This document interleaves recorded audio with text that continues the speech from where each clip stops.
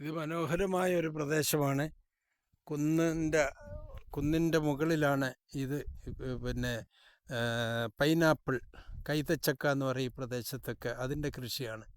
നോക്കിയേ, എത്ര നല്ല ഭംഗിയുള്ള, വളരെ കൂടുതൽ കായുള്ള 10,000-കണക്കിന് കൈത, അതായത് പിന്നെ പൈനാപ്പിൾ കിളിച്ച് അതിൽ കായ വന്നിട്ടുണ്ട്. വളരെ ഭംഗിയുണ്ട്, വളരെ വൃത്തിയുള്ള നല്ല സ്ഥലമാണ് പത്തനംതിട്ട ജില്ല.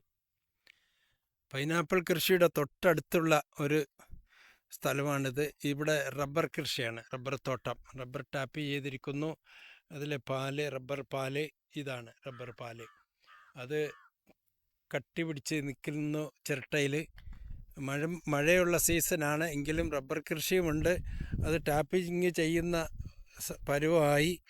അതുകൊണ്ട് മോളിൽ തൊട്ടടുത്ത് കാണുന്നത് പൈനാപ്പിളാണ്. പൈനാപ്പിൾ കൃഷി ചെയ്യുന്ന ബംഗാളികളാണ് കൂടുതലും കൃഷിക്കാർ. പൈനാപ്പിൾ കൃഷിയുടെ ഇടയ്ക്ക് നല്ല പുല്ലും വളർന്നു നിൽക്കുന്നുണ്ട്. അത് വേണമെങ്കിൽ ആളുകൾക്ക് പറിച്ചെടുത്ത് കന്നുകാലികൾക്ക് കൊടുക്കാം. തിന്നാൻ പറ്റുന്ന കന്നുകാലികൾ, കന്നുകാലികളൊക്കെ വളർത്തുന്ന പ്രദേശമാണിത്. നല്ല വൃത്തിയുള്ള പ്രദേശം, നല്ല മലമ്പ്രദേശമാണ്. ഇത് പത്തനംതിട്ട ജില്ലയുടെ ഒരു ഭാഗം, കൊല്ലം ജില്ലയുടെ ഭാഗവും പത്തനംതിട്ട ജില്ലയുടെ ഭാഗം കൂടി ചേരുന്ന പ്രദേശമാണ്. ഇതിന് ചുറ്റും നമ്മൾ കാണുന്നത് വളരെ വലിയ മലകളാണ്. ഓക്കെ, ഏറ്റവും നല്ല മലകളുടെ ആ പ്രകൃതി രമണീയത നമ്മൾ എത്ര ആസ്വദിച്ചാലും എത്ര പറഞ്ഞാലും മതിയാവില്ല.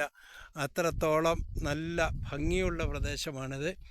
ഇതിൻ്റെ തൊട്ടടുത്ത് ഇതെല്ലാം റബ്ബർ കൃഷിയാണ് കൂടുതലും.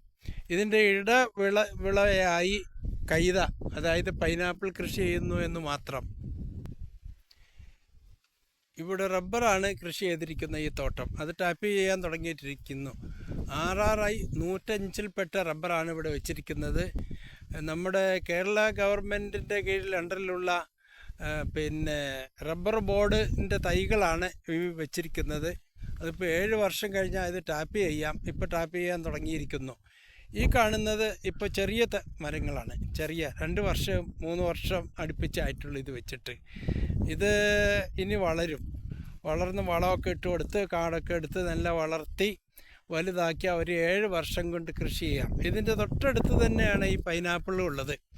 നോക്കിയേ, ഏറ്റവും നല്ല വൃത്തിയുള്ള പൈനാപ്പിളാണിത്. പൈനാപ്പിളിൻ്റെ മറ്റൊരു ഭാഗമാണിത്. വളരെ ഏക്കർ കണക്കിന് സ്ഥലത്ത് ഈ കൃഷിയുണ്ട്. നോക്കിയേ, എത്ര വൃത്തിയായിട്ടാണ്. ഇവിടെ പന്നി ശല്യം ഉള്ളത് കൊണ്ട് നല്ല മുള്ളുവേലിയും അത് കഴിഞ്ഞ് ടിൻ ഷീറ്റ് വെച്ച് മറച്ച കെട്ടും അതെല്ലാം കൂടി ചേരുന്നതാണ് ഇത്. നോക്കിയേ, എത്ര നല്ല ഭംഗിയുള്ള പ്രദേശം. അതിൻ്റെ ഇടയ്ക്ക് റബ്ബർ വെച്ചിട്ട് ഇപ്പോൾ 1 വർഷം കഴിഞ്ഞു, 2ാമത്തെ വർഷത്തിലേക്ക് കടന്നിരിക്കുകയാണ്.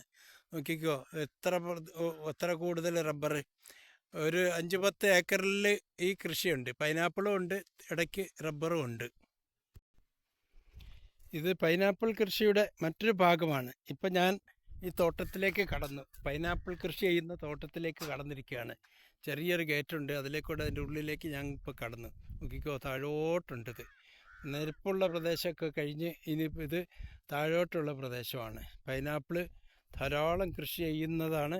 അത് ധാരാളം കായ പിടിച്ചിട്ടുമുണ്ട്, കായ പിടിക്കാത്ത ഭാഗമുണ്ട്. ഈ ഭാഗം കായ ഇല്ലാത്തതാണ്.